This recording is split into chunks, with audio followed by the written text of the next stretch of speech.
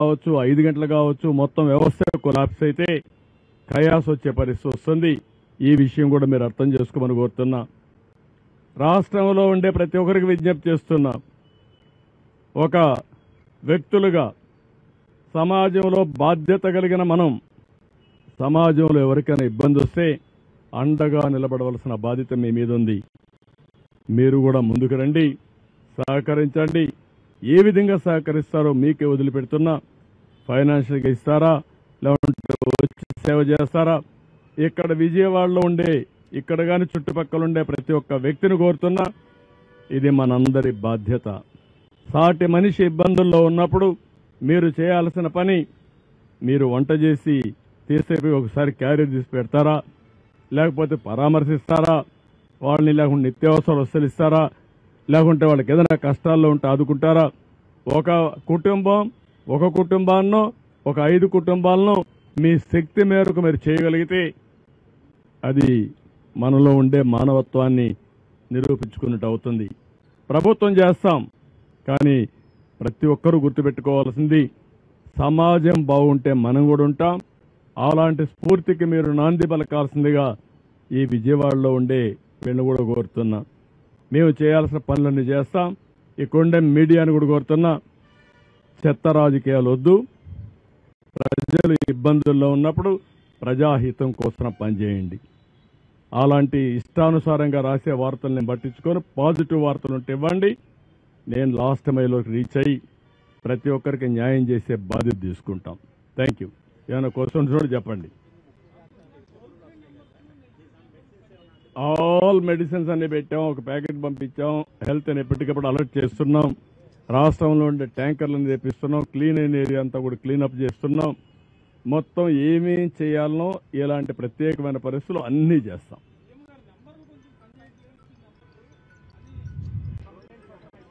Okay, ఆ 2 నెంబర్లు ఇచ్చాను. ఒకవేళ అవసరమైతే ఇంకొక నెంబర్ కూడా ఇస్తాను. నేను వేరే కంట్రోల్ రూమ్ పెడతాం. మొత్తం వ్యవస్థ పెరాలసిస్ వచ్చింది. 5 సంవత్సరాలు పనిచేయడం మానేశారు. నేను ఇంకా ఏం చేయాలో నాకు కూడా తెలియని పరిస్థితికి వచ్చా ఇప్పుడు. అందుకే ఇప్పుడు ఒక ఆఫీసర్ సస్పెండ్ చేశారు. జక్కంపూడిలో ఒక ఆఫీసరు సరిగా తీసుకుపోతే మార్నింగ్ అప్పుడే సస్పెన్షన్ అయింది. ఎక్స్ప్లెనేషన్ కాల్ ఫార్ చేశాను. ఇంకెవరిని నేను ఉపేక్షించను. మంత్రులు కూడా సరిగా చేసిన పని చేయకపోతే వాళ్ళ పైన కూడా చర్యలు తీసుకుంటా. ఎవరని నాకు అవసరం.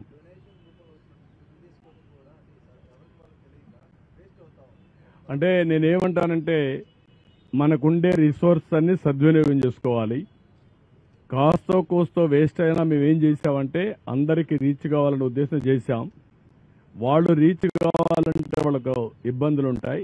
మేము ఒక స్ట్రక్చర్ కానీ సప్లై డిమాండ్ 2 కూడా చేయడం కోసం చేశాం. నో అని నేనేమంటాను, నో ఇవి ఇంత పెద్ద ఆర్గనైజేషన్లో అవన్నీ మనం చేయలేము.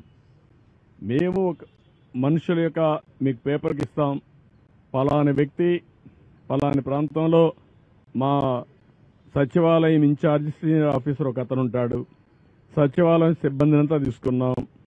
అక్కడే వాలంటీర్స్ కూడా డబ్బులు పే చేస్తున్నాం. వాళ్ళు కూడా ఉపయోగించుకోమన్నాం. వీళ్ళందరినీ ఉపయోగించి అవసరమైతే ఒక 5-10 మంది బయట నుంచి తెచ్చుకోమన్నాం. వీళ్ళందరినీ పెట్టుకొని ప్రతి ఒక్కరికి ఇమ్మన్నాం. ఆ స్టాక్ పాయింట్స్ ఏవైతే సచివాలయం నెంబర్లు మీకు ఇస్తాం, ఆ సచివాలయం నెంబర్లు మీరు పబ్లిసైజ్ చేయండి. అవి పబ్లిసైజ్ చేస్తే ఆటోమేటిక్గా ఎవరైతే వస్తారో నేరుగా వాళ్ళని కాంటాక్ట్ చేసి అక్కడికి పంపిస్తారు వెహికల్స్ అవన్నీ.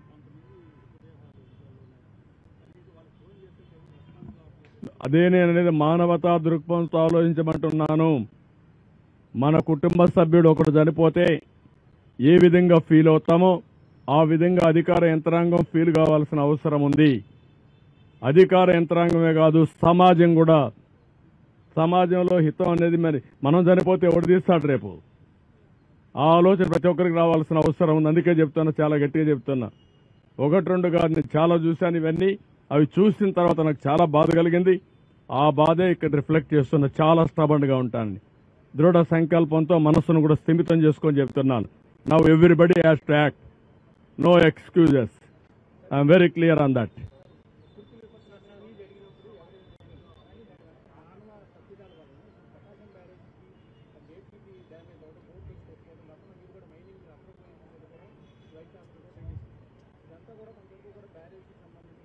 ఇప్పుడు నేనేమంటున్నానంటే మీరు అన్నట్టు కుట్రలు జరుగుతూనే ఉన్నాయి.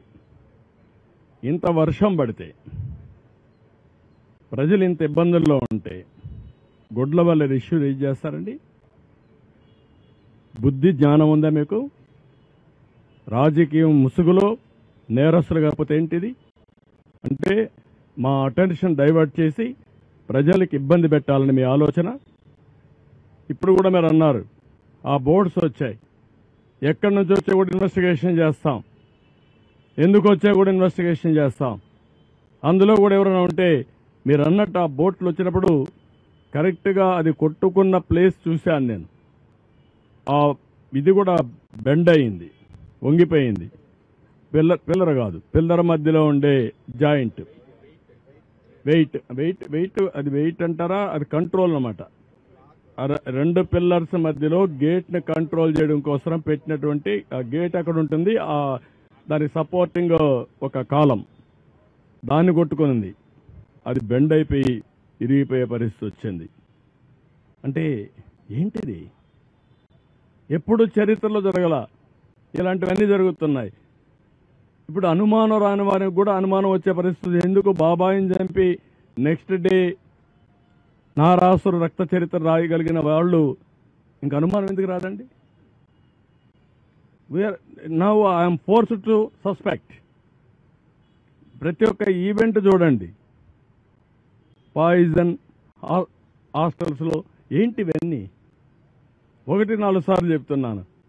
ఇంక అందరిపైన నేను మా వాళ్ళపైన యాక్షన్ తీసుకున్నాను. ఎందుకంటే ఎక్స్ట్రా కేర్ఫుల్గా ఉండవలసిన బాధ్యత అధికార యంత్రాంగం పైన ఉంది.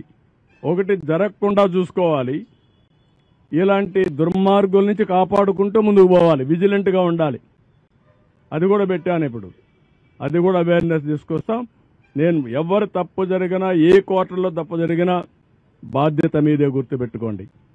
నిన్న మొన్న కొంతమంది ఆఫీసర్లు ఇక్కడికి పంపిస్తే సరిగా పనిచేయకుండా కొంత ఇది చేసే అది కూడా నా నోటీస్కి వచ్చింది. I'm very clear, we're all here.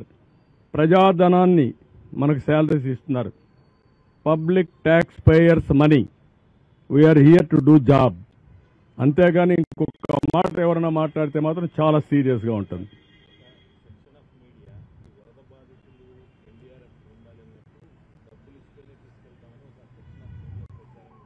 నేను అందుకే ఒకటే మాట చెప్తున్నా, కొంతమందికి ఇంకా ఉంది. మీరు కూడా సమాజంలో భాగం.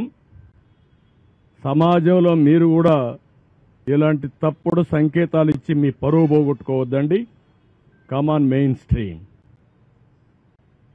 స్ట్రీమ్కి రమ్మని కోరుతున్నా, ప్రజాహితం కోసం పనిచేయమని కోరుతున్నా. చేయకపోతే వాళ్లే ఏ విధంగా ఎలిమినేట్ చేయాలో వాళ్లే ప్రజలే ఎలిమినేట్ చేసుకునే పరిస్థితి వస్తుంది. అన్నింటికంటే ముఖ్యంగా ప్రజలు ఆలోచించాలి. ఏంటంటే నిన్న వచ్చి 5 నిమిషాలు వచ్చి షో చేసి ఒక్క వ్యక్తికి ఒక పాకెట్ భోజనం ఇచ్చారండి, ఒక వ్యక్తిని పరామర్శించారండి, ఒక వ్యక్తిని సపోర్ట్ చేయడిగా చేశారండి. ఆ పేపర్ ఉంది, రాయొచ్చు కదా పాజిటివ్గా. ఏంటివన్నీ వికృతమైన చేష్టలు, పనికిరాని చేష్టలు. ఎవరు చేయరు ఇవన్నీ. అందుకే నేను చెప్పాను ఎస్కోబార్ అని. ఇదే మరి చేసేవాడు, ఏది చేసినా ఇదే మరిగా.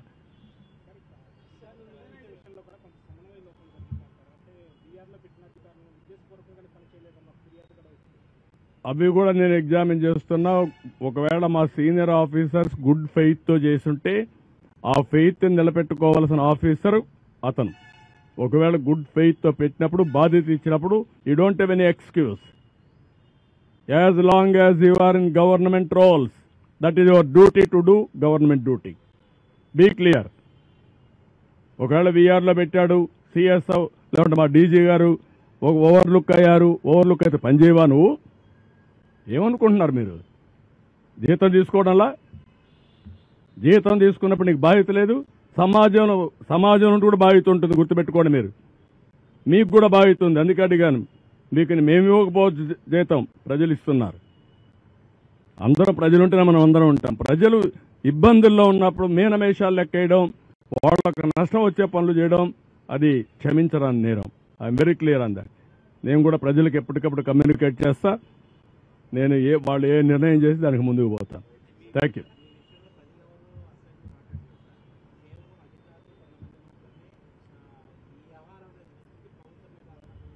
నేను అందుకే నిన్న ఒక మాట అడిగారు, మీ పరిపాలనలో కూడా ఇంకా ఏంటి ఇవన్నీ ఉన్నాయని అడిగారు.